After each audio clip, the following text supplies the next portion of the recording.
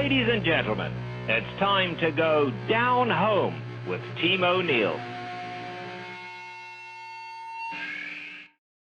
Welcome back, Down Home with Team O'Neill, and here in a very homey environment at the stables in the backstretch at Santa Anita. This is a beautiful work environment you have for yourself here, This Doug. is great. This is where it all happens, and I'm just so blessed to be here every morning.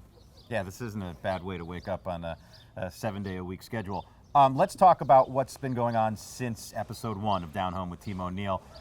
When we last joined our heroes of Team O'Neill, Nyquist was getting ready for his return to the races. You had a promising 3-year-old Frank Conversation running. What's going on with those two horses since their victories? Both horses are doing really well. We've got Nyquist scheduled to go down to Florida for the Florida Derby on April 2nd, and we've got Frank Conversation getting ready to go to Dubai for the UAE Derby. That's going to be an outstanding trip for him. Now, today we're going to meet some new members of Team O'Neill. We had a great experience with Johnny and Elias, as those are two of the principals involved with the day-to-day activities of Nyquist. But we're going to talk to some of the principals involved with everything here around the barn. Tell us who we're going to meet. Well, we're going to meet Leandro Mora this episode, who's my main guy. He completes me. You know, sounds a little weird there, but you'll meet him. He's unbelievable, and we're going to meet Steve Rothblum, who trained on his own for like 30 years, and we're so blessed to have him as one of our assistants and advisors here. And Jack Sisterson, who's a young up-and-comer who's kind of classes the place up. Just a smart kid, great with the horses, and we're going to meet all three of those guys this episode. Now, every day of the year is a busy day in the sport of kings, but we've got a very important time of year. The Derby's right around the corner. You've got sales heating up. I know Dennis, your brother, is very involved with that. But these three guys, they have to be especially on point. So this time of year, what's it going to take for them to really get motivated, get good, get on their game, get on point for all this? Yeah, they could use a little coaching up for sure, and that's one of my jobs. I try to be as the main coach to motivate them, but they could use some help. I think I have some help for you. Really? Would you be interested in this? I know a guy who won an NBA championship, a WNBA championship, was a pioneer in the sport of basketball, both strategically and motivationally, and he's one of the best that's ever plied his trade. Would you be interested in having him coach up your boys? Of course. You could do something like that. That'd be great. Not only can I do that, we're going to do that. Wow. Ladies and gentlemen, right now we're going to introduce you to the one and only Coach Paul Westhead. Coach Paul Westhead, so happy you could make it here. Oh, it's my pleasure. I'm happy to be here and work with Team O'Neill. Well, let me ask you this. We know about all your exploits in basketball, but how'd you get into racing? Well, when I coached the Lakers, I used to go to Hollywood Park right across the street. I went with some of the trainers and Dr. Curlin and had an ice cream cone from Fred Astaire. I never won any races, but I enjoyed the ice cream. But I just love the racing game. Yeah, and convenient. You didn't have to change parking spots for that walk. So you know Team O'Neill, you know Doug and the guys, and look, they're enjoying some success, but I think Team O'Neill could use a little coaching up. Do you think you can help us out? Yeah, I can help them. Winning, I can tell you about, and losing, they're on their own. All right, let's go inside and meet the guys. Thank you. Thank you so much for being here, Coach. This is such an honor for all of us to have your presence here and try to pick your brain. And just curious how you handle the media. You know, the media can be very tricky at times, and you've had a lot of experience with it. Any advice for Team O'Neill how to handle media? Well, yes. I would say the first premise I always follow is that I treat the media with respect. You can tell if you lost a close game and you probably should have called a timeout with a minute to go and you didn't, or something went wrong. So you know they're coming at you, and you can smell it, that something bad is going to be asked. But if you treat them with some respect, it kind of calms them down a little bit, but they're not going to go away. So, I've had questions in my fast break world. They say, well, Coach, it's obvious that your team doesn't play very good defense, and you gave up 100 points again. And, I would answer by saying, well, I'm trying. We work on our defense. But have you noticed that we play very fast, that we tire the team out? So what you're doing is you're turning a negative question into what you do best. Coach, Having been a trainer myself for about 30 years, and now being in an advisory and a consulting position with Team O'Neill, I'm wondering, I know you've gone from head coach to assistant coach. How did you handle that transition? What was that like? I think the most important thing that I learned as an assistant coach is that try and take some of the problems away from the head coach and rather than add. I was hired as an assistant coach with the Orlando Magic. They bring me in as an assistant with Johnny Davis. And we're having practice, and I'm a fast break guy, so Johnny Davis says, hey, get my guys to play faster. I said, okay, coach, I'll do the best I can. One of our guards, Jameer Nelson, is a quick guard, and he's just not responding. So the day before practice, I go to Johnny Davis. We're gonna work out in the afternoon. I say, Johnny, I have an issue with our fast break and with Jameer Nelson. He's not running fast enough. And Johnny Davis looks at me and he says, well, Paul, what are you going to do about it? And it was a great response. It just reminded me, the head coach has 10 problems. Don't give him 11. I was in charge of the problem. Not the whole problem, but that problem. And I think that's a great role for an assistant coach. That's a good idea, Doug. I promise not to do that to you, but Coach, this is my question. When we win races, we look like a champion. We look like we do everything right.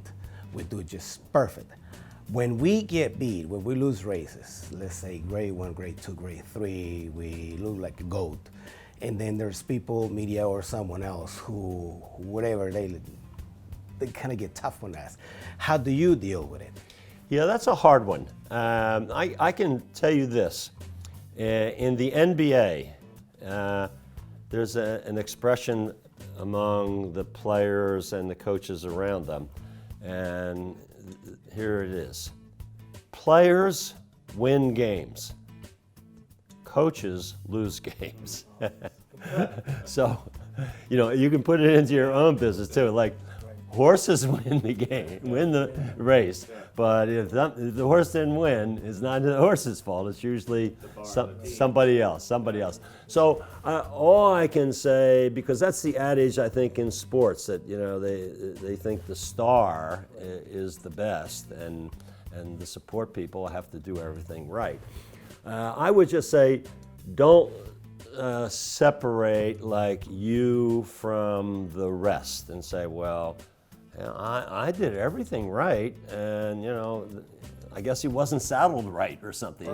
No, you do not like deflect, and we all won, and we all share in the loss. Right. We do it. We win together, and we take a defeat together, and the next time out, we'll win. Coach, throughout your career, what have you learned from your mentors that you can share with us? Yeah, well, I'm from Philadelphia, and I went to college at St. Joseph's University, and I had the good fortune to have as a mentor and as a coach Jack Ramsey, who is like, he's a classic in the game of basketball. What I learned from Jack Ramsey, and I did it every practice, every game, was to be incredibly prepared. Ramsey taught me the process, how to get ready to win a game.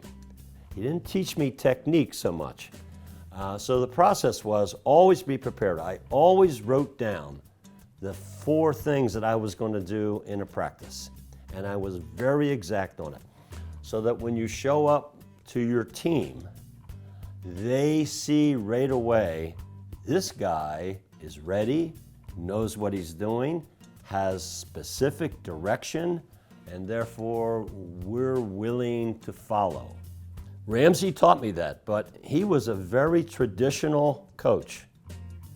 He was a very sound offensive coach and sound defensive coach. I, with his preparation, was a radical. I did everything different. I did what people said you shouldn't do.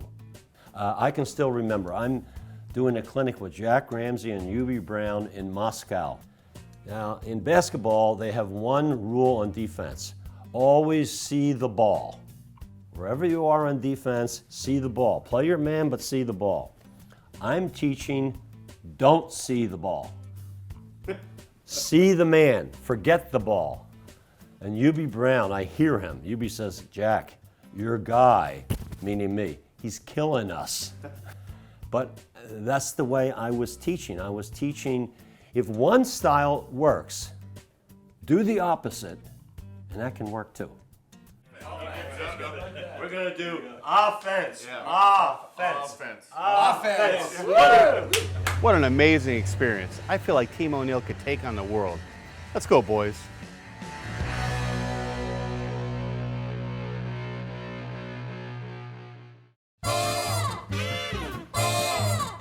Hey, Lava Man, what's in the mail?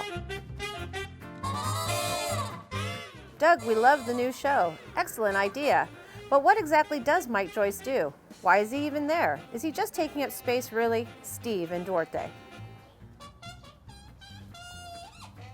Next question. Doug, with all the coverage of horse racing, who is your favorite host, analyst on TV? Amanda from La Cañada. Thanks for the softball there, Amanda. That's an easy one, isn't it, Doug? It really is. You know, Lafitte Pinkai III is so good. He's so professional. And I think you'll agree with me. Mike, where are you going? Here's a question I get asked often. Is Jack Sisterson single? And if so, what's his phone number? That's a great question, Bob. Doug? Oh, that is a great question. And yes, he is still single for you single ladies out there. His number is 310-5...